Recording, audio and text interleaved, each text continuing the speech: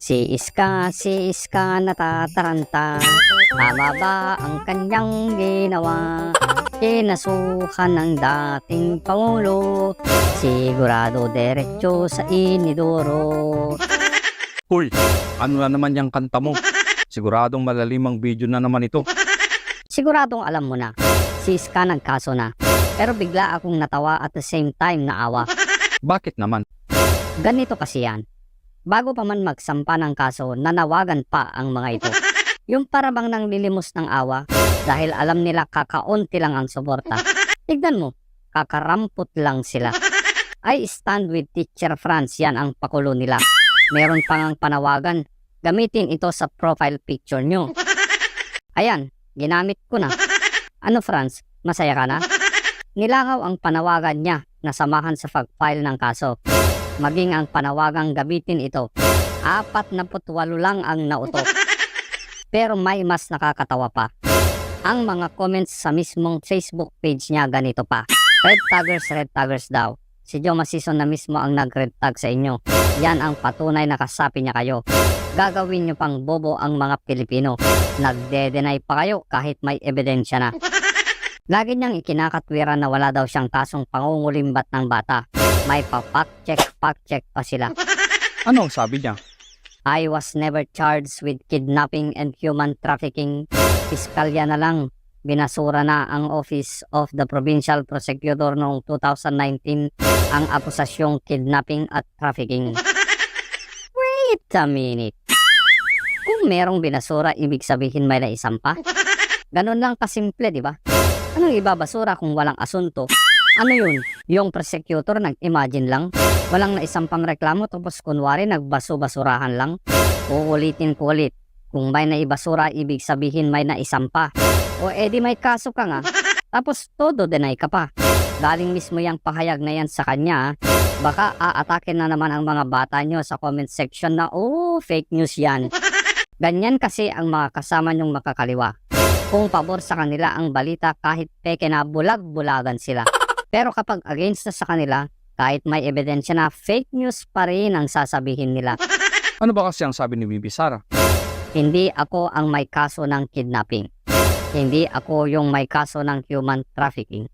Si Franz Castro, kinuha niya yung mga bata diyan sa Talaingod kasi ililipat niya doon sa Manila para mag-rally. O edi tama si Bibi Sara, may kaso ka nga. Pero teka lang, parang hindi sila kumpleto dito.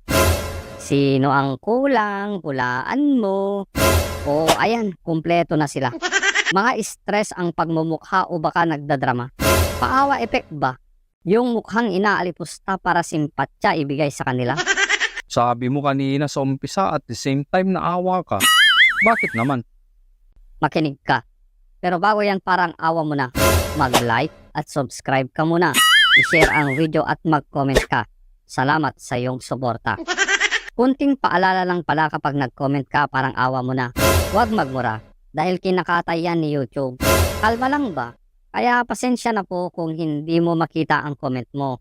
Sumunod tayo sa patakaran ng platform na ito para hindi sayang ang effort nyo. Bigla akong naawa at may kasamang takot pa. Baka kasi biglang itumba tapos palabasin na ang dating Pangulo ang may gawa. Sacrificial lang ba? Gaya ng ginawa ng mga dilawan sa sinasabi nilang ama ng demokrasya. Di ba pinatahimik at itinumba? Tapos biglang naging bayani na? Paano kung gawin yun kay Castro tapos ibintang sa dating Pangulo? Sabihin na natin na maaawa ang mga tao kay Castro. Pero anong silbi kung nasa hukay na ito? Huwag naman sanang humantong sa ganitong pangyayari. Alam nyo, tatapatin ko kayo. Kahit galit na galit tayo kay Castro, minsan talagang naaawa pa rin ako. Tignan mo ang kanyang mukha. Mukhang Biyernes Santo na. Yung kulang sa tulog sa pag-aalala kung tama ba ang ginawa niya. Deserve niya ba? Oo naman. Mali kasi ang iyong kinalaban. Lods, banatan mo na. Mas brutal at real talk ka magsalita. So nag-file kami ng kaso laban kay dating Presidente Rodrigo Duterte. Ito yung grave threat.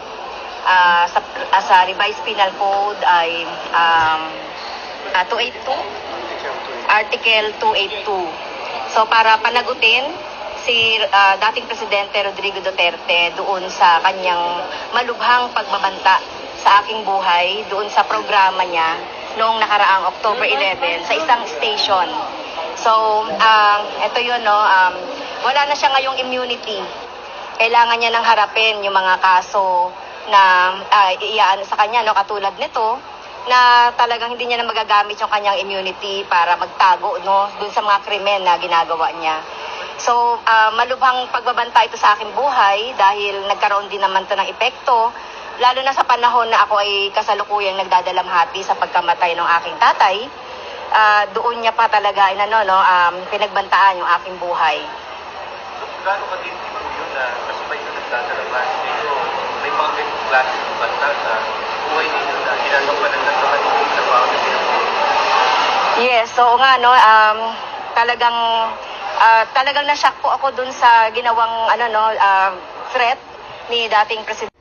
Grabe, ang OA naman. In example lang naman ni former President Duterte, saan gagamitin yung confidential funds?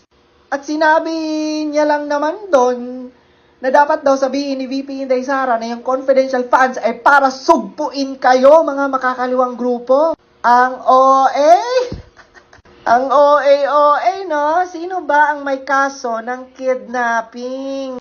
Sino ba ang nangingidnap ng mga bata? Di ba ikaw? Natatakot ka rin pala? In example lang naman ni President Duterte, saan gagamitin ang confidential funds? Ikaw naman, takot na takot. Yan kayo no? Nakakuha kasi kayo ng tiyempo no? Ng another opportunity na naman para mag-ingay. Di ba? Tapos pansinin niyo yung mga media. All out ang mga media. Di ba? Kung ano-anong mga walang kwenta. Kung ano-anong mga walang kwentang tanong din ang tinatanong kay Franz Castro, di ba? Para lang talaga ma-OA, no, ma-exage, no, ang sitwasyon. Para talaga, di ba, magkaroon ng drama, no, ang issue nila. Diyos ka, lumang tugtugin na yan, Franz Castro. Ayaw nyo naman palang masugpo. Aware ka naman na salot, no, sa Pilipinas at sa bansa, yung mga makakaliwang grupo, at kayo, na nagbabalat kayo, ba't di mo na lang sagutin diretso, Franz Castro? Ano ba talaga kayo? Di ba? Bakit hindi mo itinanggi sa mga tao, sa mga Pilipino na makakaliwang grupo kayo? Bakit mas ini-exage nyo pa yung sinabing purpose at paggagamitan ng confidential funds? Wala na kayo, bistado na kayo. Ang tingin ng mga Pilipino sa inyo, kayo ang mga leader ng mga makakaliwang grupo. Kaya kahit anong kadramahan pa yung pinagagawa nyo, ba kunwari magdedemanda kayo, make sure mo lang na mananalo ka. Kasi pag hindi, nako, katawa-tawa na naman. Another katawa-tawa na naman ang mga gagawin nyo.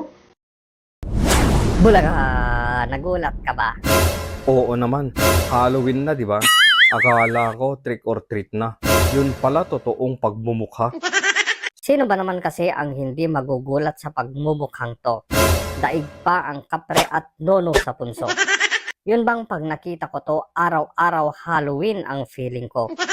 Uy, huwag ka masyado. Balat sibuyas daw yan. Kapag binira yan, nagkakain ng asunto yan. Balita ko, umamin ka ha, Castro. Nadulas ka ba o sadyang uto-uto? Alam mo ang pagsabi ni PRRD na gustong patayin ang mga komunista? Patibong lang yun, loko ka. Imposible namang hindi alam yun ng mga abogado mo. Sa bagay, yung isa dyan, wala pang hinawakang kaso. Tumanda na sa pagka-abogado, 0 case pa rin ang loko. Ganyan kababaw ang mga tagapagtanggol mo. Kahit grade 1 kayang talunin sa cross-examination ang mga to. Yung kasong hinain mo sa dating Pangulo, parang kumuha ka ng martilyo saka mo ipinukpok sa ulo mo. Yun bang kumuha ka ng kutsilyo tapos tinesting mong isaksak sa dibdib mo? Yun bang dumakot ka ng pako tapos nilunon mo? Yun bang kumuha ka ng bubog sa kalsada tapos pinagmumug mo? Yun bang nagsindi ka ng kandila tapos pinatay gamit ang dila mo? Yun bang... Hoy, tama na. Ano ba yung pinagsasasabi mo? Nalilito tuloy ako. Hayaan mong ipaliwanag ko pero ilike mo muna ang video na ito at mag-subscribe ka na din sa channel na to. Paki-comment mo naman kung taga saan ka. Balita ko kasi umabot na tayo sa Amerika, Canada, Saudi Arabia, Australia, Japan, UAE, Hong Kong, Italy, hanggang United Kingdom at iba pa. Yung maliit na channel pero buong mundo na ang inabot. Shoutout pala sa kauna-unahang nagpamember at nagtiwala. Salamat sa iyong suporta. Pagpalain ka sana at hindi magsasawa. Mabalik tayo sa topic ng maliwanagan ka. Bakit yung kaso ni Castro walang kwenta? Hindi naman kasi sinabi ni PRRD na siya ang puntirya. Paano masabi? Panoorin mo muna bago ka humusga. Pero ang una mong target sa intelligence fund mo, kayo, ikaw, France. Kayong mga komunista ang gusto kong patayin. O di ba? May sinabi bang apelyedo? France lang ang sinabi ng dating Pangulo. Tapos biglang inako naman ng uto-uto na to. Pero eto ang matindi. Dahil sa bitag ni PRRD, nahuli. Paano nahuli? Panoorin natin ulit. Pero ang una mong target sa intelligence fund mo, kayo, ikaw, France. Kayong mga komunista ang gusto kong patayin. Sabihin mo na sa kanya. O di ba? Sinabi niya na mga komunista. Tapos sinabi niya na ikaw, France. Tandaan, walang apelyedo. Pero nag-react si Franz Castro. Eh di, huli ka nga. Diyan palang umaming komunista ka nga. Hindi ka pinangalanan pero nasaktan ka. Bato-bato sa langit, tamaan sa pool. So, pulpul ang mga abogado niya. Hindi yan mga pulpul na walang alam. Nagsampa pa rin ng kaso para sa propaganda. Gustong palabasin na si PRRD ay ganong kasama. Hindi nila alam bumalik pala sa kanila. Kumbaga bangka sa perya, tumaob pati puhunan niya. Ganon ang karma. Kung dumating doble ang balandra. Ang isa pang dahilan kung bakit nagsampa ng kaso ito, yung pahayag ng dating Pangulo na gustong tumakbo para sa Senado. Yan kasi ang kagagawan nyo. Puro sira sa paboritong anak nito. Yung nananahimik na dragon ginising nyo. Ngayon, tarantang-taranta na kayo. Tignan ko lang kung pumasok siya sa Senado. Siguradong ilalampaso niya kayo. Ibubulat-lat lahat ng baho nyo. Babalatan ng walang awa hanggang magnipis ang mga makakapal nyong pagmumukha. Teka, magandang tandem pala to. Romualdez para sa presidente at Castro para sa bise. Isang tambaluslos at isang aktivista. Panalo to sa mga kongresista. Pero sa taong bayan, kiss na. Teka, nakapag-subscribe ka na ba? Hindi pa. Kanina ko pa sinasabi hindi pa pala. Sige, gawin mo na. Nauubusan na ako ng litanya kaya ang video na to ganito na lang biglang mawawala. Sa kongreso may buhaya. Sa senado may buhaya. Sa kongreso may bago na silang kabarkada. Meron ng Bombay na naniningil ng extraordinaryong pautang niya. Aba, may pakanta-kanta ka na ngayon Mukhang magandang araw natin ngayon Mukhang Bombay na nakapaningil ng pautang niya Mukhang maganda yatang video natin ngayon Mukhang hindi tungkol kay Risa at sa 3 itlog na ito Tama ka. Hindi nga tungkol sa kanila pero tungkol naman sa batahan ni Romualdez. Kasi balita ko, hindi na lang buhaya ang nasa kamera. Pati linta, dalag, baboy, gagamba, anaconda nandun na. Ngayon naman may dadagdag sa barkada nila. Bombay na naniningil ng pautang niya. I mean, naniningil ng utang pero in reality wala namang pinautang. Kaya nga napapaisip ako ngayon, ano kaya ang itatawag nila doon? Kung may extraordinary expenses, meron na ding extraordinary pautang, ganon? Teka lang, sino bang sinasabi mong Bombay? Hindi ako makarelate. Nakarami ka na ng sinasabi, hindi ko pa rin bagets. Si Dalipe. Yung congressman na House Majority Leader? Oo, kaya nga pareho sila ng tabas ng mukha ng amo niya. Pati katawan nga. Yung botones ng mga damit nagsisigawan na. Isang hingang maliit lang magsisitalsikan na. Teka lang, bakit nga Bombay si Dalipe? Eto ba naman ang sabi niya? Instrumental. Pasok! Marami sa amin ngayon sa 19th Congress na nilbihan din noong 18th Congress. Noong Pangulo pa si President Duterte at alam niya ang ginawa namin. Sinuportahan namin siya lahat todo-todo sa lahat ng kanyang kailangan niya sa legislative agenda niya. At noong panahon ng COVID, sinuportahan siya ng Kongreso at nagtataka kami. Bakit ngayon, iba na ang tingin niya sa mga kongresista? Even before nung panahon ng COVID, kung anong sabihin ng Pangulo natin, we heeded his call. Hindi namin siya iniwan. Tiniyak namin na may sapat na budget ang Duterte administration noon panahon ng COVID para meron siyang pondo para mamigay ng ayuda. Yung mga kailangan sa kalusugan noong panahon ng COVID, lahat sinuportahan namin siya. Kaya nga medyo nalulungkot nga kami bakit ganito na yung statement niya ngayon. So, paano naging Bombay na naniningil ng pautang niya? I mean, ng utang na hindi naman pinautang. Tignan mo, parang sinabi niya noong presidente daw si Tatay Digong, ginawa nilang lahat ang pabor para sa kanya. Tiniyak daw na may sapat na budget para sa kanya, na nagpahinukod daw sila sa kanya. Parang si President Duterte pa ang may utang ngayon sa kanila. Kayong trabaho naman talaga nila ang tulungan ng Pangulo sa kanyang mga advokasya sa pag-unlad ng bansa. Ibig sabihin, ginawan lang nila ng pabor ang Pangulo at ginawa nila ang kanilang trabaho na hindi para sa mga Pilipino. Ganun ba? Ang bait mo naman sa pagsasabing parang Bombay yan. May alam akong mas bagay na pang-describe dyan, Bombay na linta. Kung makapaningil parang may pinautang at the same time lintang nagpapasipsip lang pala sa mga nakatataas sa kanya. Ewan ko lang pero sa pagsasalita niya ng ganyan, baka lang naman mas masahol pa sa vampira kung sumipsip ngayon sa amo niyang kalahi niya. Tambalos-los kayong lahat dyan sa kamera. Isama mo na din ang mga senador na hindi kailangan ng resibo sa liquidation nila. Oh, kalma ang puso. Ikaw, anong masasabi mo sa sinabi ko? Hindi na ako ang babanat dyan. Kuya Kukulukoy, pasok. Paulit-ulit ang kongresista sa pag-mention ng ginawa nila para kay Duterte noong COVID-19. So, Congressman Dalipe, napakaganda po ng COVID response ng Pilipinas. Ang sambayan ng Pilipino po ay tuwang-tuwa at nagbubunyi at nagbibigay ng mataas na marka sa response ng gobyerno natin sa pandemic na yon. Ayon po sa World Bank, ang Philippine Government Pandemic Response o COVID Response ay sinalba ang 1.8 million na Pilipino sa kahirapan. Ayon din sa World Health Organization representative to the Philippines daw has done a good job. Ang mga desisyon daw ng gobyerno noon ay talagang inalagaan ang mga Pilipino at very humanitarian.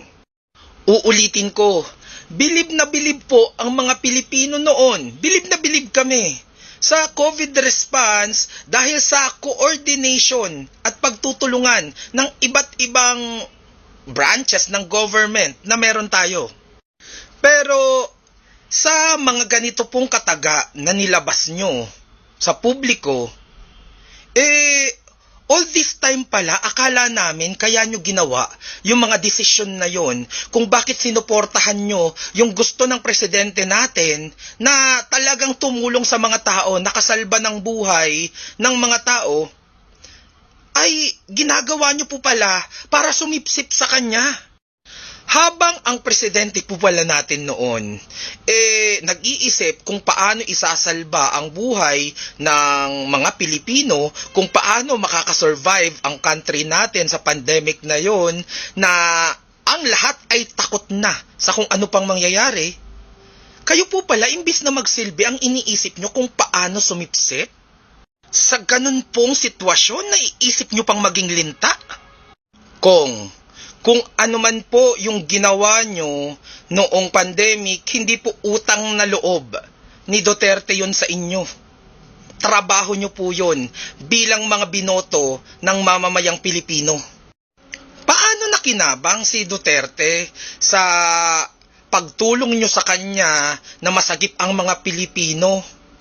Meaning ba siya lang ang may concern sa amin? Maiintindihan ko siguro na nag-benefit siya kung after na bumaba siya bilang Pangulo, tumakbo ulit siya sa isang posisyon. So, napaganda yung pangalan niya, di nahalal ulit siya. Pero, hindi naman ulit tumakbo si Duterte. So, sinasabi mo po ba, Kong, na ang lahat ng mga magagandang nangyari sa kapuri-puri na COVID response ng gobyerno natin noon sa ilang taong pandemic ay dapat kay Duterte kami magpasalamat at sa executive department lang? Kasi habang nag-iisip at nagpaplano at ginagawa ng executive department ang lahat ng kanilang makakaya at lahat ng kanilang pwedeng magawa para sa mga Pilipino, ang iniisip nyo lang dyan sa House of Representatives ay sumipsip sa kanya? Ang iniisip nyo pala, lahat ng desisyon na ginagawa nyo during those times na kritikal sa buhay ng mga Pilipino ay para magkaroon ng utang na loob si Duterte sa inyo at hindi para gawin ang trabaho nyo at pagsiservisyo nyo sa tao? Ngayon hindi ko na alam kung ano ang hayop na i-compare ko sa inyo. Kasi habang ang iba ay tinatawag kayong buwaya, sa pinapakita nyong puro isip nyo ay sumipsip. Para naman kayong mga linta. Alam ko na kung saan napupunta ang extraordinary funds ng mga kongresista. Dito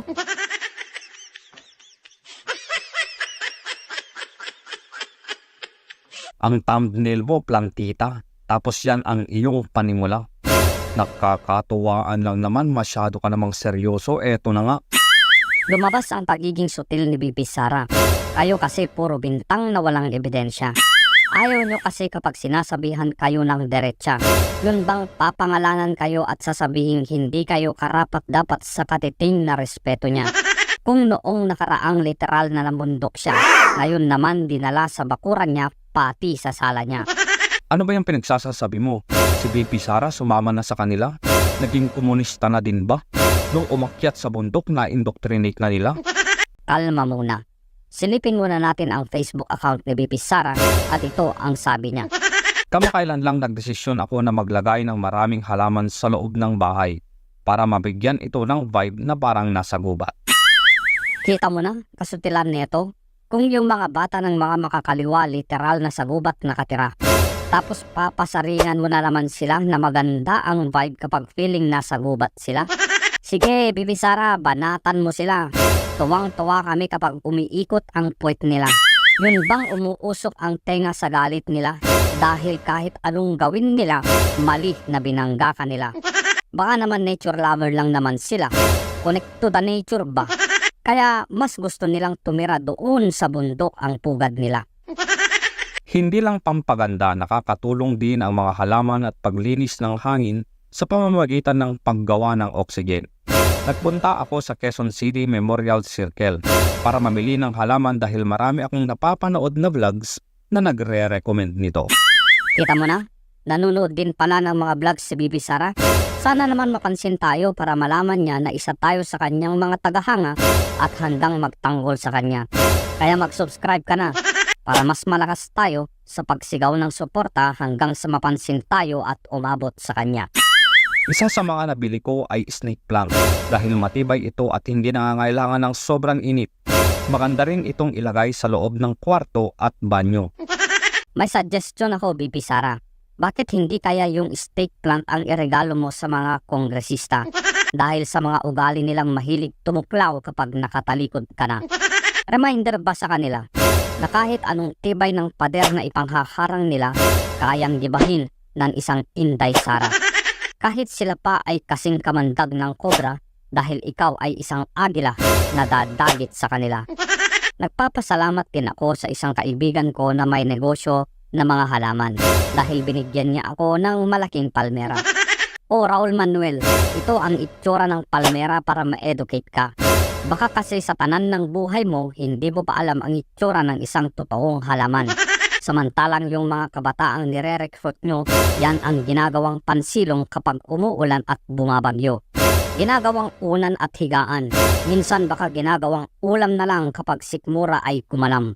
Biruin mo, lechon ang ulam mo, samantalang sila delata at damo-damo. Samantalang kayo nakahiga sa malambot na kama. Sila, mga likod nila ay puno ng kalyo dahil sa tigas ng higaan nila. Naalala ko tuloy ang bahay ni Lola Suling na puno rin ng ganitong halaman sa kanyang balcony. Ngayon parang malagubat na ang vibe sa sala at masarap ang pakiramdam na napapaligiran ng berdeng halaman. Siguro ganito rin ang pakiramdam ng mga rebuilding nalinlang. Sarap na sarap sa berdeng kapaligiran. Teka lang, Bibi Sara, berde? Hindi kaya kulay ng dugo nito ang iyong pinatutungkulan? Nakita ko yung double meaning doon, Bibi Sara. Sutil ka talaga.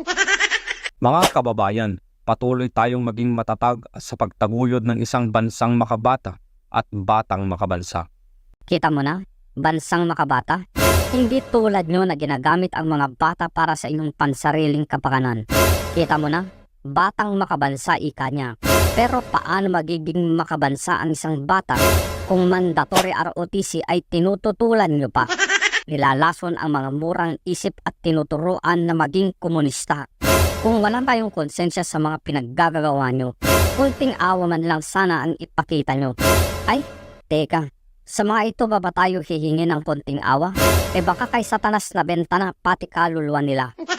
Maraming mga inang lumuluha sa pagsira nyo sa buhay ng mga supling nila. Nangarap na mapag-aral kahit mahirap ang buhay. Nagsakripisyo ng sobra kahit ibenta ang bahay at kalabaw. Ito daw ang ipanlalaban niya kapag umatake ang China. Kembot dito, kembot doon, pilantik dito, pilantik doon. Ikaw kaya ang ibala ko sa kanyon. Ito namang si Barry, binakbakan ng pag-akyat ni BP sa bundok. Teka lang, sino si Barry? Barry Gutierrez, yung spokes ni Mama Lenny. Yung utak nito kalahati hangin ang laman. Biruin mo, issue sa kanya ang pag-akyat ng bundok ni BP. Bakit daw? Hindi na ako ang magpapaliwanag tungkol dyan. Kaya Lods, pasok. Alam niyo mga Lods, itong dating spokesperson no, ng dating VP, number 1 tanga. Sabi niya dyan, ang lupit sa time management ng ating VP Education Secretary. 91% ng mga 10-year-old na Pilipino hirap magbasa. May backlog na 197 na classroom na lumalaki pa taon-taon at may mahigit na 40,000 na kulang na teacher. Pero may oras siyang tsumil sa bundok. Lodi talaga. Alam niyo, ito sila, sobrang tanga talaga nila kasi hindi mo ba alam, Barry, ang tinatawag na delegation? Delegation of task? Ano ba gusto mo? Ha? Si VP Inday Sara, no? Si VP Inday Sara, yes, Department of Education Secretary siya. Ano gusto mo? Siya magturo sa lahat ng mga hirap magbasa? Siya ang personally mag-hire ng mga kulang na teachers? Diba? Anong gusto nyo? Diba? Yung lahat ng problema sa DepEd, siya yung personally gagawa? Magsosolve? Tanga ba kayo? Palibhasa wala kayong alam sa leadership. Palibhasa, di ba? Yang ina mo, pabida-bida. Gusto niya siya lahat. Ibahin mo si BP Inday Sara, hindi siya katulad ng ina mong pabida-bida. Para lang may masabing may nagawa, ang yabang-yabang pa. O di, anong nangyari, di ba? Hindi nanalo, no? Kasi hindi maramdaman ng mga Pilipino ang ina mo. Yan ang totoo. Kayo lang naman ang mayabang eh. Kayo lang naman ang nagsasabi, maraming nagawa, maraming nagawa. Sure ka? Eh, wala nga kaming naramdaman na nagawa ng ina mo. No? Ng ina mo. Kaya nga talo eh, kasi walang naramdaman ang mga Pilipino sa kanya. Hindi katulad kay VP Inday Sara na subok na at ang dami, imagine mo sa 1 year plus, di ba? Ang dami na niyang Pilipinong natulungan sa mga cash assistance, burial assistance, at hindi pa namimigay ng, di ba, ng anemic na spaghetti. And anong masama? Di ba? Anong masama? Di ba? kung mag-hiking si VP Inday Sara. One day lang naman yan eh. And take note, double purpose yon na i-promote pa ni VP Inday Sara ang turismo. Na, di ba, napopromote pa ni VP Inday Sara ang mga Pilipino, di ba, na maganda mag-hiking, and at least in that way, di ba, mas ma-expand at mas yung kanyang connection sa mga tao kahit sa liblib na lugar, kahit doon sa mga bukid. Nagets nyo? Hindi naman kasi iyan katulad ng ina mo na lights, camera, action. Kaya alam nyo mga lods, nakakatawa talaga sila kasi, di ba, ang gusto nilang mangyari, pag ikaw ay inihalal, no, at naging public official, ang gustong mangyari ng mga kakamputs na yan, ay dapat wala ka ng karapatan magpahinga, wala ka ng karapatan gawin yung mga ibang bagay. Yan sila. Di ba? Kumbaga, ang gusto nila, perfect ka. Di ba? Ang gusto nila, wala kang tulog. Kailangan mo gawin to, kailangan mo gawin yan. Dapat ikaw personal, di ba? Ang tatanga. Huy, Bari, yan sila VP, di ba? Tao yan. Tao yan sila. Hindi mo pwedeng mag-unwind yan sila one day. Hindi talaga pwede. Yan ang mali sa inyo, no? Kaya natalo yung ina nyo. Kasi, no, ang sinasabi nyo sa mga tao, di ba? Kumbaga, ang palagi nyong ini-impose sa tao, halos Virgin Mary na yung ina nyo. Walang kasalanan, walang mali, lahat tama, perfect, kumbaga. Huy, walang ganun. Kaya kayo natalo. Kasi, ini-impose nyo sa mga tao na superwoman yung ina nyo. Na super perfect yung ina nyo. Walang ganun. Walang perfect, Bari. Di ba, wag kayong magpaka-ipokrito. Kaya kahit anong pabango ang gagawin nyo, kahit magsanib puwersa pa yung media para gawing santa yung ina nyo, hindi pa rin yan mananalo. Kasi style nyo, bulok. Hindi talaga ako makamove on kay Kimbo. Dahil sa unang video na nilabas ko, wala pang 24 oras ang nakalipas pero may mahigit na 20,000 views na ito. Biruin mo, napakaliit ang channel na ito pero pinakinggan ng mga tao ang sinabi ko tungkol dito kay Kimbo. Isa lang naman ang ibig sabihin nito, maraming Pilipino ang sumang-ayon sa opinion ko. Binasa ko lahat ng comments na iniwan nyo at talaga namang halos 100% ang kumulo ng dugo sa Kimbo na ito. Maraming salamat pala sa mga nag-subscribe sa channel na ito. Bagamat kakaunti lang ang subscribers nito, pero alam ko na lahat kayo ay nasa likod ng pangalawang pangulo tulad ko. Gaya nga ng sinabi ni VP Sara, matuto tayong kilatisin ang mga taong nakapaligid sa atin. Mag-isa lang si VP Sara na lumalaban sa mga ito. Biruin mo, mahigit 300 sila sa Kongreso, wala man lang diretsahang nagsabi na I am one with VP Sara. Sa halip, ang ipinapakalat nila, I am one with the House of Representatives. I am one with Ferdinand Martin Romualdez. Pagkatapos ng deliberation sa budget ng Department of Education, nakuha nyo pang magpa-picture kay VP Sara. Pero pag talikod pala niya, salitan yung sinaksak ang likuran niya. Isang mabilisang paanyaya muna. Kung sang-ayon ka sa mga sinasabi ko, maaari bang bigyan mo naman ng like ang video na ito? At kung hindi naman pagmamalabis, ay maaari din bang bigyan ng matamis mong oo? Subscribe pala. 24 kayo sa Senado. 2 lang ang alam kong totoong nasa likod ng pangalawang pangulo. Si Senator Bongo, na alam nating sanggang dikit ni Tatay Digong, at si Manang Aimee na laging nasa likod nito. Si Senator Bato, pakiramdam ko na mamangka na sa 2 ilog ito. Biruin mo, sabihin ba naman na pupulsuhan pa daw muna ang kanyang mga kasamahan sa Senado kung sasang-ayon ba o hindi sa confidential fund na hinihingi ng pangalawang pangulo. Ibig sabihin, kung ang nakararami sa kanila ay ayaw din sa confidential fund ni VP Sara, ay patatangay na lang din siya sa agos at hindi susuporta. Ganun ba, Senator De La Rosa? Pakatandaan mo, Senator Bato, nakilala ka dahil sa pag-endorso ng dating Pangulo. Hindi naman siguro pagmamalabis na tumanaw ka ng utang na loob sa apelyedong sumuporta sa'yo. Kaya nasa posisyon ka ngayon na hawak-hawak mo. Tama ulit si Bibi Sara. Matuto ka dapat kilatisin na ang ugali ng mga taong nakapaligid sa'yo.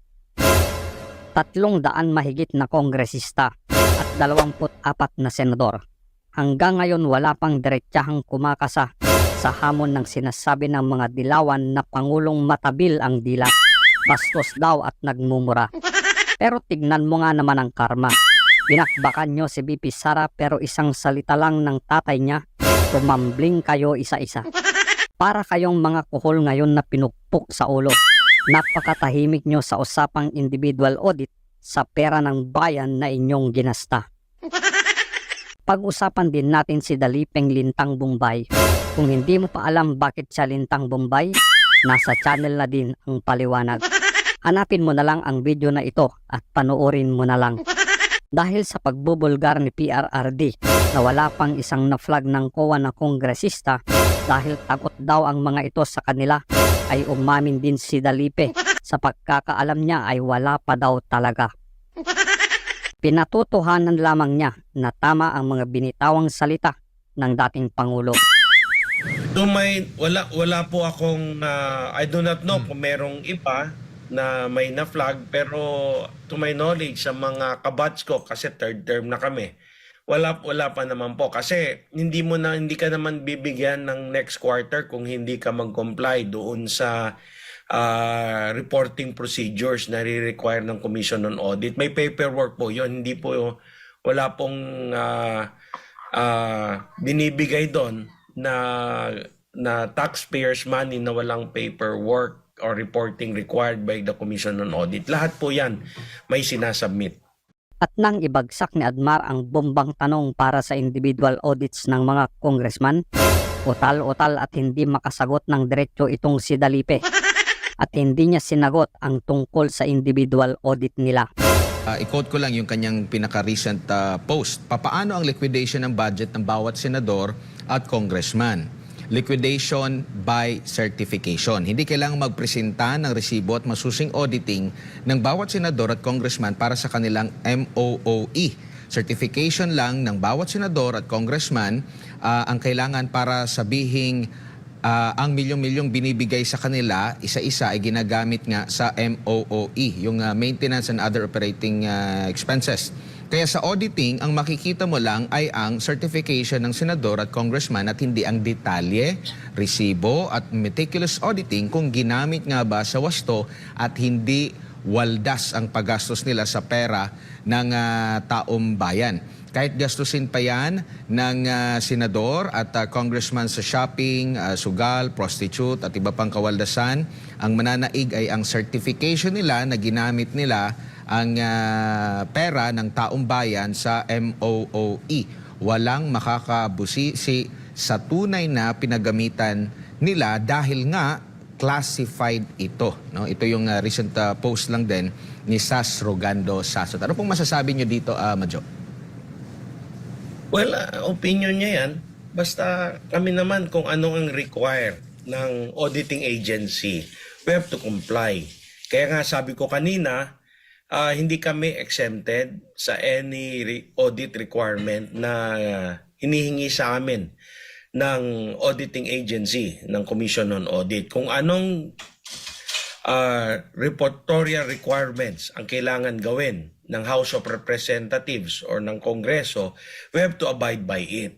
Kasi hindi naman yung reporting ginagawa natin ngayon lang 19th Congress.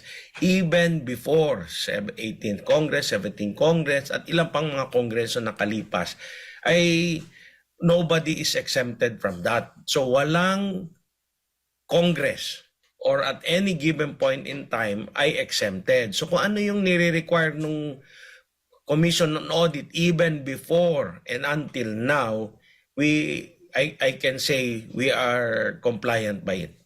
So, pinasisinungalingan niyo po yung naging post na ito na ganito yung proseso dyan po sa Kongreso ni Sas po, Congressman? Actually, basta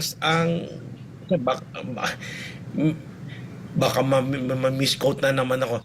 Basta yung sa amin, kung ano ang require ng Commission on Audit, ano yung mga reports na kailangan, anong liquidation kailangan, kung ano ang requirement for audit procedures, we comply by it. Ino-comply po ng House of Representatives. Alright, Kaya naman binalikan siya ni Sas at lantarang pinagsabihang sinungaling siya. Sa Kongreso may buhaya. Sa Senado may buhaya. Sa Kongreso may bago na silang kabarkada. Meron ng Bombay na naniningil ng extraordinaryong pautang niya. Garin, kumusta ka na? Balita ko, isa ka ng kongresista. Putik yan. Dito lang sa Pilipinas meron yan. Only in the Philippines ba? Yung sangkot ka na sa bilyones na anomalya, naging kongresista ka pa. Papalusutin ko sana to kahit dilawan pa siya. Pero ikaw nagmamalinis ka pa. Kaya ngayon sa akin lagot ka, lalatiguhin din kita. Bakit ba? Ano ba ang ginawa niya? Akalain mo, ikaw yung sangkot sa anomalya, may gana ka pang pumuna. Nag-release pa ng statement sa Facebook page niya. Eto ang sabi niya. Laging bukas po ang aming libro sa Commission on Audit. As per latest COA report released only last October 2, the House of Representatives has no disallowances, no notice of suspension, and no notice of charge.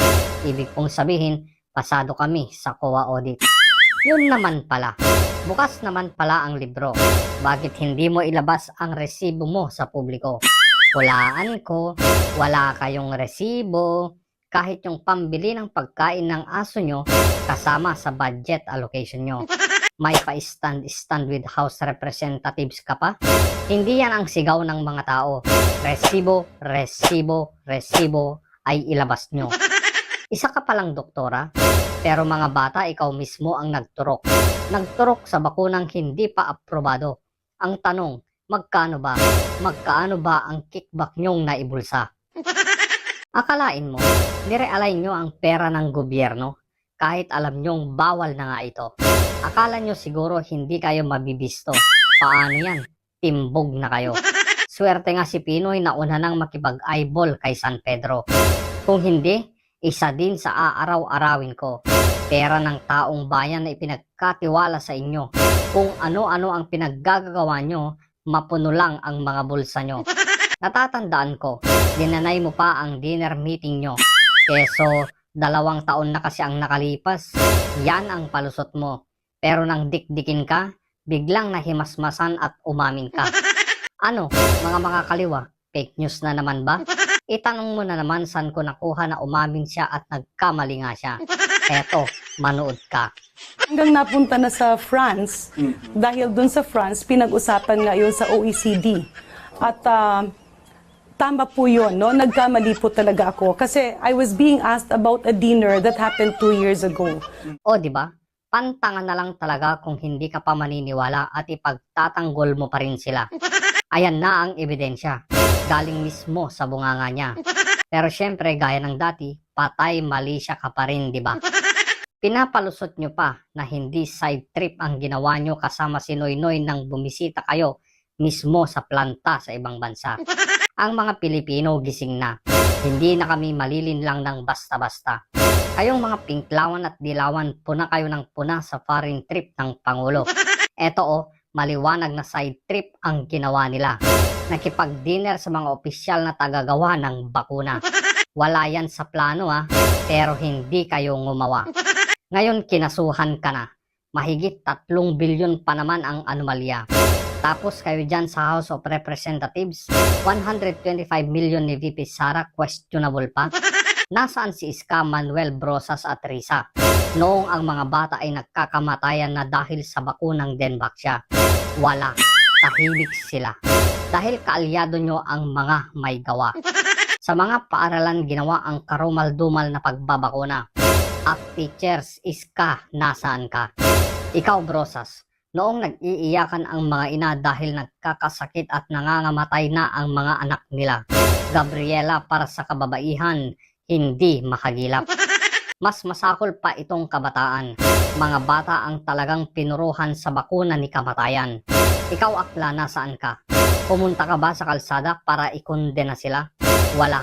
Malamang nasa kanayunan ka, nanlalason ng isipan ng mga bata para maging aktivista.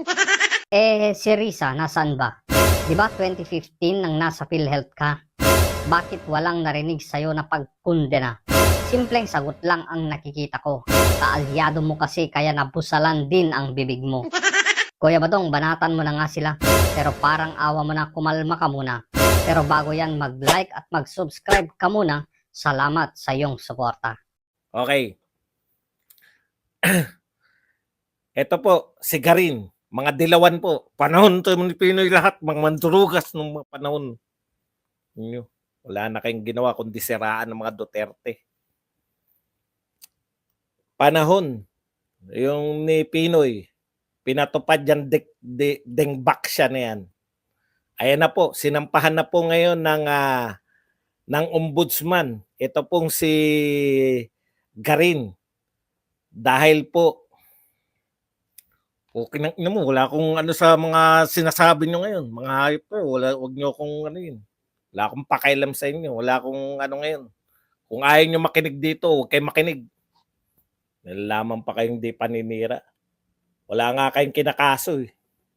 Office of the Ombudsman as charged before the Sandigan Bayan former Representative Janet Garin and several others with criminal charges over the purchase of Dengbaxia vaccines. Ito po, alam niyo yan, Dengbaxia na yan, sakit po ng ulo yan. No? Sinaksak po yan nung panahon ni Pinoy hanggang panahon po ni Pangulong Duterte. Alam niyo po ba ang ginagawa? Hindi lang po to sinensationalize. Pero ang order po hanggang sa nag-high school yung mga estudyante na yan, yung mga nasaksakan, sa elementary sinaksakan yan eh. Hanggang sa high school po, sinusubaybayan lahat ng ina-injectionan. No? Lahat po. Elementary sila ineneksyonan. Panahon po ni Pangulong Duterte, sinusubaybayan pa. Meron pong report yung mga school officials po dyan. Pag merong mga nabakunahan na nilagnat o kung ano man ang nangyari, report agad.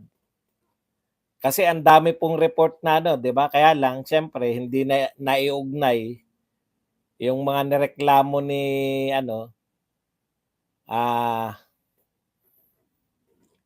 hindi naiugnay yung mga kamatayan na sabi ng mga magulang dahil nasaksakan ng Dengbaxia.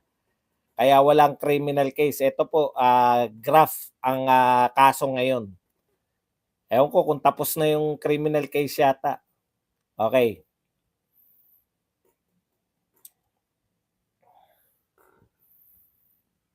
Ito po. Dahil po yan sa separate case for graft under Section 3 RA 3019, illegal use of public funds. Thank you very much, Solid Kakulto, Solid Duterte, RAM, member for 25 months. Okay. Dalawa po ang kinaso kay Garin. Una po yung graft case. She was accused of realigning government funds and issuing a special allotment release order or SARO worth 3.556 billion pesos para ipambili ng Dengbaxia. Kita nyo? Pucha, wala. Wala kayong angal. Congressman ka ngayon. Ito pala, 3.5 nung panahon mong DOH ka. No? Kaya lahat ng congressman ngayon na may banata natin. Hindi kayo pumalag kay BP Sara, tatanggalan nyo yung ng confidential fund, pero kayo pala ine-realign nyo. Wala rin po yan sa Nasaan yung mga makabayan black nung panahon na nire-align tong mga pera ng DOH para bumili ng Dengbaxia? 3.5 billion. Yung kay Sara Duterte, 125. Kala nyo, kasalanan. Ito po, 3.5 billion. Totoong may kaso Kay Sara, walang kaso hanggang ngayon. Naunahan nyo pang kasuhan yung tatay na nagtanggol lang sa anak. Di ba? Di ba obvious? Bakit may kaso na yung tatay, yung anak wala pa? Kasi wala namang maikakaso eh. Hindi naman kakaso-kaso eh. Naniniwala ka ba sa survey na to? Si VP Sara matatalo ni Raffy Tulfo? Akalain mo, tuwang-tuwa ang mga Pinklawan at anti-Duterte dito. Pero wag manghina ng loob mga kapwa sumusuporta kay VP Sara. Hindi ito kapani-paniwala. Kaya makinig ka ng mapawi ang iyong pangamba. Lumalabas sa survey nila na si Tulfo 32.95 ang nakuhang porsyento. Si VP Sara hindi lumalayo sa 30.10%. Una, anong ibig sabihin nito? Sa mga pasurvey may tinatawag na margin of error. Ibig sabihin, statistically tabla ang dalawang to. Bago natin ipagpatuloy ito, paki-comment nga kung kanino ang boto mo. Kay VP Sara ba o kay Raffy Tulfo? Ang mas naging concern ako, ang survey agency na ito ay gumagamit ng app sa telepono. Ibig sabihin, ang mga Pilipinong alam lang mag-download at gumamit ng smartphone ang nakakasali dito. Paano yung mga Pilipinong hindi marunong gumamit ng smartphone? Paano ang lolo at lola ko? Paano ang mga magulang ko? Paano ang mga Pilipinong hindi naman alam gamitin ang app na to? Paano ang mga Pilipinong hindi afford bumili ng smartphones? Aba, bumoboto naman ang mga to ah. Ibig lang sabihin nito, hindi talaga mapagkakatiwalaan ang survey method na to. Hindi nagre-reflect ang totoong boses ng mga Pilipino. Ito pa ang nakakatawa. Kapag sumali ka sa pasurvey nila, may chance ka manalo ng paayuda nila. Meron pa 500 pesos, 1,000 pesos, merong pa cellphone at may pa-TV pa. Dito ako nagdududa kung accurate nga ba ang kanilang resulta. Yung mga participants nila sumasali para may chance manalo? Ibig sabihin, kahit hindi alam ang issue, sasali ang mga to dahil sa konting papremyo. At dahil online app ito, madaling madaya ang resulta nito. Kunwari sa kampo ni Tulfo, alam na may pasurvey, edi papadagsa mo lang ang supporters mo, paniguradong wagi ka na dito. At dahil online ito, malamang si Tulfo talaga ang mananalo. Ikaw ba naman ang may 21 million followers sa Facebook at may 24 million subscribers sa YouTube? Dominated mo talaga ang online netizens, di ba? Sinilip ko ang app nila. Aba at may pa-premium nga talaga. Isang cellphone, 6 na 500 pesos grocery package, at 1,000 pesos ang ipinamimigay nila. Sa hirap ng buhay, kakagatin mo talaga ito. Sasali ka sa pasurvey dahil may chance ka ngang manalo. Kahit na wala ka namang pakialam sa issue na tinatanong dito. At dito pa ako natawa. Yung pasurvey nila ganito pa. Gaano ka kadalas bumili ng toothpaste? Sa baba may para-full date pa talaga. Seryoso? Iso-survey mo kung gaano kadalas bumili ang mga tao ng toothpaste? Yan ang concern nyo? Ang pangkaraniwang Pilipino ang pangamba kung paano iraraos ang kumakalam na sikmura. Ginawa ang survey na ito sa mga panahong todo ang atake kay VP Sara. Yung kaliwat kanang paninira. Sinakyan naman agad ng mga anti-Duterte ang resultang ito. O kita mo? Walang panama ang Sara Duterte nyo. Isang Tulfo lang pala ang kayang magpataob dito. Tuwang-tuwa maging ang mga Pinklawan sa resultang ito. Pero ang hindi nila mapagtanto, yung nanay Lenlen nila mas malayong hindi pala mananalo. Yung mga Pinklawan siguradong babaliktad na ang mga to. Kay Tulfo kakapit na parang tuko. Yun bang kakampi ng kahit kanino? Basta lang hindi magtagumpay ang VP Sara ko. Hindi naman talaga masisisi ang mga Pilipino dahil sa style ni Tulfo sa programa niya sa telebisyon at radyo. Yung mga Pilipino kasi sawa na sa estilo ng gobyerno na ito. Tapos kay Tulfo solve daw agad ang kaso. Ang problema lang dito, nawawala na ang tiwala sa judicial system ng bansa. Yun bang kay Tulfo lang solve na? Ang problema, nilalaktawan niya ang prosesong itinakda ng batas para sa paglilitis ng mga kaso. Kaya nga maraming mga abogado ang naiinis at naiinsulto sa Raffy Tulfo na ito. Sa halip kasi na tulungan ang mga Pilipino na ipaunawa na dapat sumunod tayo sa proseso, ay tinuturo ang laktawan ang mga ito. Isama mo pa ang pabida sa Senado. Sigaw dito, sigaw doon, kahit wala na sa tono. Kapag napapahiya dinadaan sa pasigaw, kahit nalusaw na sa hiya dahil wala namang alam ito. Yung idadaan sa sigaw para magmukhang matalino. Sa pagdinig na ito, hindi naman siya umubra. Pahiyang-pahiya kay VP Sara. Ikaw ba naman ang magyabang na senador ka na? Pero binalikan ka at isinampal sa'yo ang mandato mo. Yung gumawa ka ng batas at hindi puro ngaw-ngaw ang alam mo. Balikan ulit natin ang video pero makikisuyo muna ako. Palike naman ang video at mag-subscribe na sa channel na ito. Magulang mag-aaral kasi po I told them na hayaan nyo pagdating doon sa hearing sa budget i-raise ko to. Kung hindi nyo ako pagsasalitain dito, then At pinagsasalita naman po kayo. hindi kasi sinasabi wag daw sagutin. Hindi, the VP would like to be the one to answer the Okay, question. thank you. We're teaching these kids to be corrupt when they grow up. How and why? Because they know and they knew na yung paghihingi sa kanilang contribution ay pangingikil. Sir, So pag lumaki po itong mga estudyante, makikita nila na okay lang pala yung mangingikil kasi si teacher nangingikil sa amin. number one, you asked the question on how you can help. Paano kayo makatulong na senator na kayo ngayon? Pwede po kayong gumawa ng batas na ipagbawal po ang voluntary contribution sa mga PTAs. And then, pwede po nating i-implement yan. May penalties po yung teacher or parent na mag-insist na merong voluntary contribution. Ang mga PTA po, just like all the other associations, are guided by the majority. Kung ano po yung nadedesisyonan ng majority doon sa kanilang association, yun po yung nasusunod.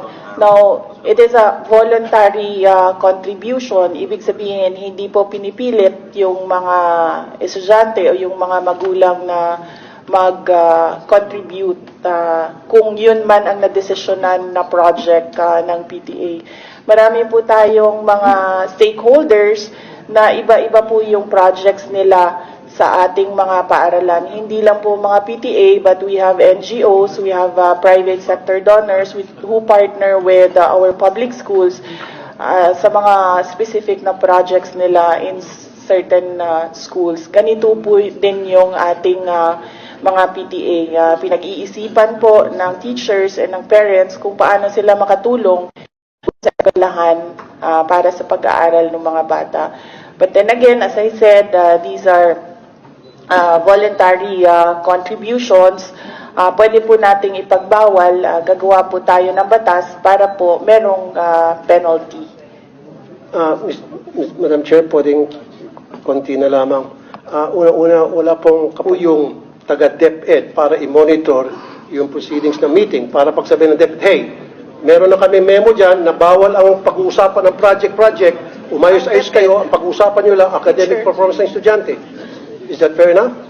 PTA ho means parent-teacher. So may teacher ho na present doon. Yes. Madam Chair, Your Honor, we will submit the downloading of MOOE up to the school level to the Finance Secretariat.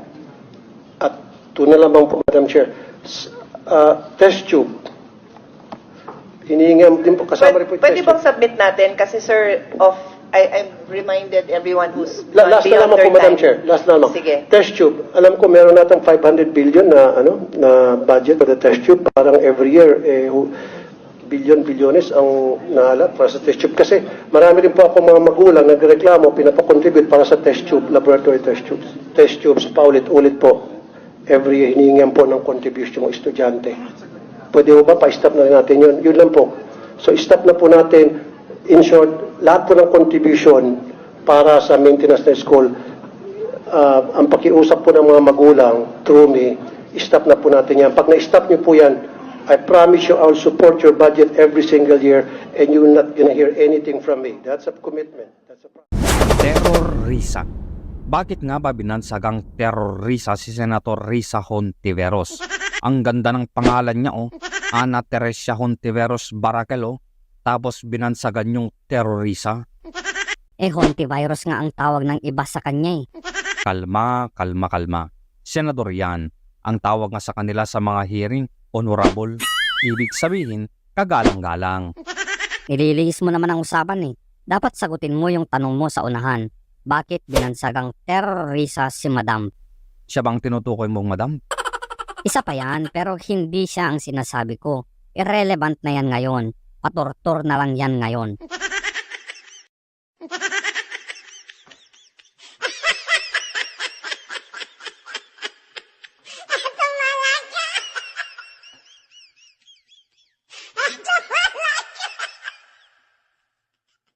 Okay, makinig ka. Oo, makikinig talaga ako. Matinding pambukas mata na naman ito. Sabing makinig ka eh. Huwag ka munang sumabat eh. Hampasin kita ng certificate ng extraordinary fund dyan eh. Gaya ng alam na nating lahat na galing sa kalsada si Madam Risa bilang aktivista at laging sumisigaw noon ng makibaka. Aba, dahan-dahan ka dyan. Aktivista lang, terorista na. Komunista lang, terorista na.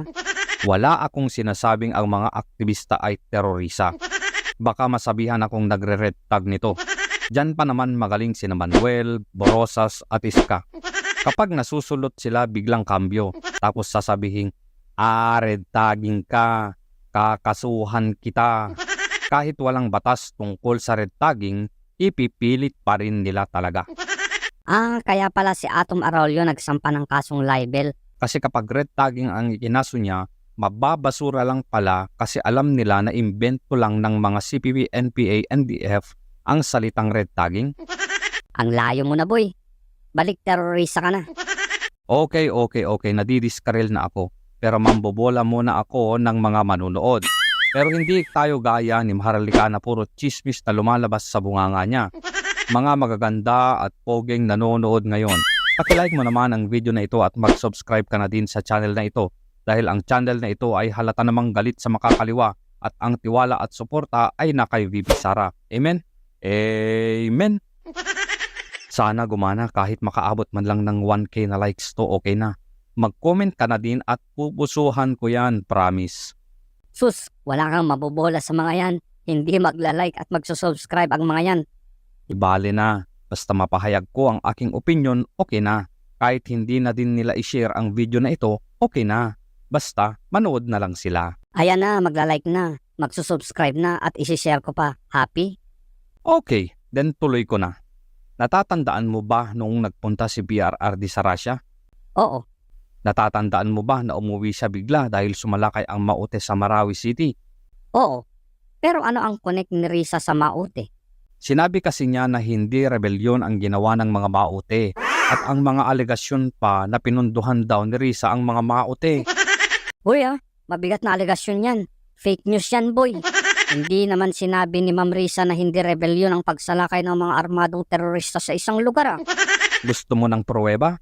Kuya Daniel, pasok!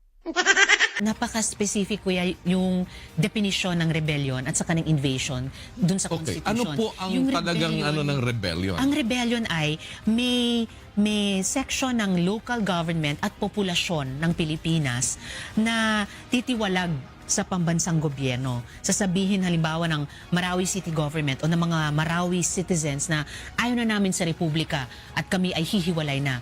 Pero that was not the case eh. So hindi mo ba ganun ang ginagawa nito mga Hindi sila humihiwalay sila, nagtataas nga sila ng sarili nilang flag? Ng ISIS flag. Yes. Pero strictly speaking, hindi yan rebellion ng Marawi City at ng Marawi residents. In fact, pag tinanong yung mga ibang mamamayan sa Marawi, ayaw nila sa Maute. Hindi sila yung nagre-rebel against the national government. Tapos, hindi rin siya invasion kasi hindi naman tulad sa Zamboanga City noon na may siege talaga. So na ano po yung invasion? Yun yung armadong puwersa na mula sa labas ay papasok sa isang lugar na may intensyong sakupin siya, kontrolin siya at gumanap ng karahasan sa mga kung hindi po taga Marawi itong mga nag-invade doon ay nandoon ngayon at nakikipaglaban para wag sabihin na ito'y rebellion, ibig sabihin hindi sila mga taga Marawi. Maaring ganon. Pumasok sila. Na may armas sila. Doon, may armas sila. Na parang gusto nila sakupin ng Marawi. Yes. So that's invasion. Hindi po. Strictly speaking, not according to the definition. O diba, sasabihin na naman ng mga dilawan at pinklawan na fake news yan. Sasabihin na naman na edited yan. Idedepensa na naman yan kahit lantaran na ang pinangalandakan. Ganyan sila. Kapag ka nabubutata laging banat nila, ay wala yan, fake news yan. Maglabas kayo ng resibo. Yung isinasaksak mo na ang resibo sa kanilang pagmumukha, hindi pa rin nila makita. Bulag-bulagan ba? Gaya ng nag-comment na ito, may resibo ba kayo? Bago kayo mag-vlog, ipakita nyo ang resibo. At kung may resibo kayo, bakit hindi kayo maghabol sa kinauukulan? Kayo ang dapat manahimik. Siyempre sinagot ko, hindi na uso ngayon ang tatahimik na lang sa isang sulok. Dapat mag-ingay para sa bayan. Ibalik mo kaya yan kay Risa, Iska, Manuel at Brosas. Kayo unang naghanap ng resibo, di ba? Kapag kami naman ang naghanap ng resibo sa kanila, hindi na pwede. Naman, bakit ganun? Kung sila makaparatang na ginastos sa wala ang confidential fund, pwede.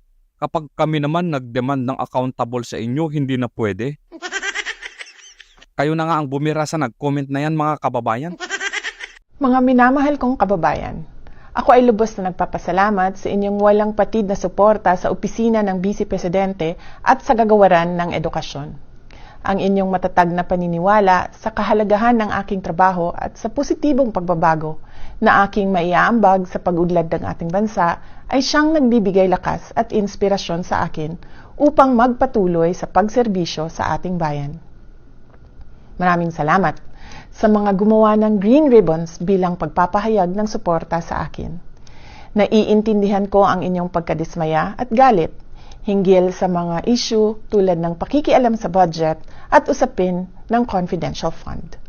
Ang mga hamon sa pamumulitika ay maliit lamang kumpara sa mas matinding pagsubok sa ating ekonomiya bilang epekto ng posibleng paglaki ng tunggalian ng Israel at Hamas at tumatagal na digmaan sa pagitan ng Ukraine at Russia. Hinihikayat ko ang bawat isa sa inyo na tutukan ang paghahanda sa darating na panahon ng taghirap, lalo na sa patuloy na pagtaas ng presyo ng pagkain at iba pang bilihin. May oras para sa lahat at hindi ito ang panahon ng paninira at pamumulitika, lalo na malayo pa ang susunod na halalan para sa pagkapangulo. Higit na mahalaga ang ating pagkakaisa, pagtutulungan at pagiging handa para tiyakin ang ating mga pamilya ay ligtas at matatag sa darating na mga buwan. Huwag kayong sumama sa anumang uri ng pang-aapi. Sa halip, sa mga oras ng kagipitan, magmasid at magkilala kung sino ang tunay na mga kaibigan na nasa inyong tabi. Lahat ng bagay sa mundo ay may kanya-kanyang panahon. May panahon ng kapanganakan at kamatayan. Panahon ng pagtatanim at pag-aani. Panahon ng pagsugod at paghilom. Panahon ng pagwasak at pagtatayo. Panahon ng pagluha at pagtawa. Panahon ng pagluluksa at pagsayaw. Panahon ng pagkalat at pagtipon ng mga bato. Panahon ng yakap at panahon ng pag-iwas sa pagyakap. Panahon ng paghahanap at pagtigil sa paghahanap. Panahon ng pag-iingat at pagtatapon. Panahon ng pagpunit at pagtahi. Panahon ng katahimikan at panahon ng pagsasalita. Panahon ng pagmamahal at pagkapuot. Panahon ng digmaan at panahon ng kapayapaan. Sa bawat yugto ng ating buhay, mahalaga na piliin natin ang kabutihan, pagkakaunawaan at pagkakaisa. Sa bawat panahon, maging matatag tayo sa pagharap sa hamon at maging handa sa pagtanggap ng pagbabago. Ang mensahe ko na ito ay naglalaman ng mga salita mula sa aklat ng Ecclesiastes na nagpapakita ng mahalagang mensahe tungkol sa mga panahon ng buhay at kung paano tayo dapat kumilos at mag-isip sa bawat isa sa mga ito. Magtulungan tayo para sa kapakanan ng ating bansa. Maraming salamat sa inyong patuloy na suporta at tiwala. Mga kababayan, patuloy tayo maging matatag sa pagtaguyod ng isang bansang makabata at mga batang makabansa. Ang lahat para sa Diyos, sa bayan at sa pamilyang Pilipino. Hindi ko na alam kung paano tatapusin ang video na ito, kaya gaya ng kanta ng parokya, bigla na lang mawawala ng ganito.